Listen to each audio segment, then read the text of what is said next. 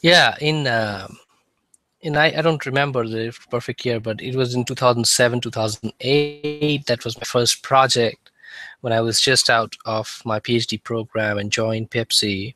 So there was a huge initiative at that point in Pepsi to develop a sustainable packaging format. So the way the sustainable packaging format works is packaging is inherently non-biodegradable. So in order to make it biodegradable, you have to make it compostable. Compostable in the sense that it'll degrade over time, but it will not just vanish, but it'll be composted by bacteria. So that's the idea.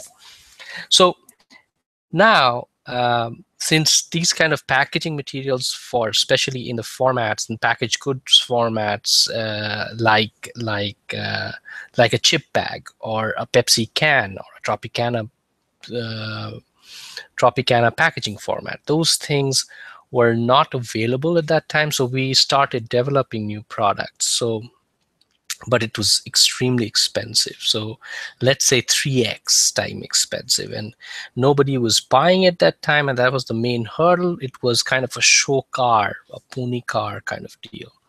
So what I did particularly, I had a very quantitative background in the sense that I'm used to modeling and simulation in my PhD work. So what I took the whole life cycle. Let's say aluminum can of Pepsi has a whole life cycle, right? You have to make the aluminum, get it out of the ground. You have to do mining, and then you have to refine it, and then you have to make a can, then you have to paint it. So this life cycle has a carbon footprint to it. So you can calculate inherently what a particular package has, the whole carbon footprint of that package. And you can correlate that to the carbon footprint of how it would degrade over time. Let's say a chip bag, that was my benchmark. So that's where I started. Um, so I used chip bag as a benchmark, and I used chip bag as a benchmark, and